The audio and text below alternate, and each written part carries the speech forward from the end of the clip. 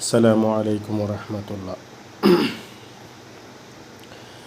জান্নাতীদের একটি বৈশিষ্ট্য হলো তারা ফরজ নামাজের পাশাপাশি রাতেও নামাজ পড়ে।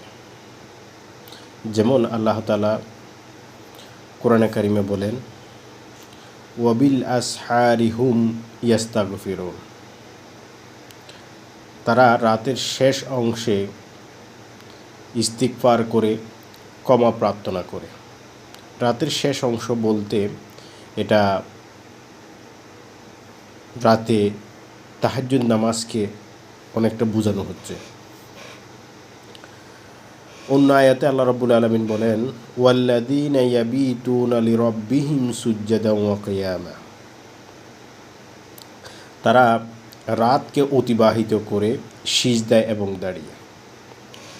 তাহলে এর মাধ্যমে বোঝা যায় জান্নাতীরা রাতে দাঁড়িয়ে নামাজ পড়ে এবং এর মাধ্যমে তারা আল্লাহর নৈকট্য লাভ করে।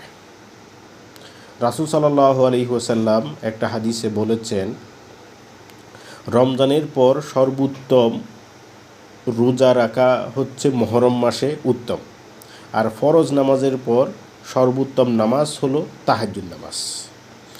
তা আপনি যদি আল্লাহর নৈকট্য যদি লাভ করতে চান, আল্লাহর ভালোবাসা যদি আপনি অর্জন করতে চান, তাহলে আপনাকে ফরজ নামাজের পাশাপাশি আপনাকে তাহাজ্জুদ নামাজ পড়তে হবে।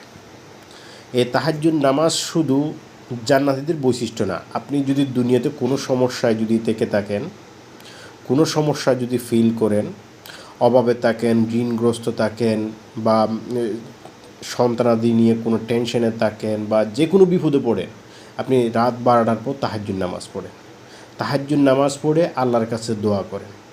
কারণ অধিকাংশ সালেহীন, অধিকাংশ ইমানদার ব্যক্তিরা যখন কোনো সমস্যায় পড়ে তখন তারা তাহাজ্জুদ নামাজে আদায় করত সবচেয়ে বেশি।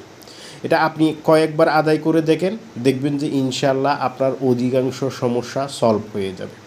তাহাজ্জুদ নামাজ আপনার এক ধরনের ধরতে গেলে যে কোনো সমস্যা সমাধানের জন্য আপনি এই তাহাজ্জুদ নামাজ পড়েন, ইনশাআল্লাহ আপনার যে কোনো সমস্যা দূর হয়ে যাবে। ধন্যবাদ। আসসালামু আলাইকুম।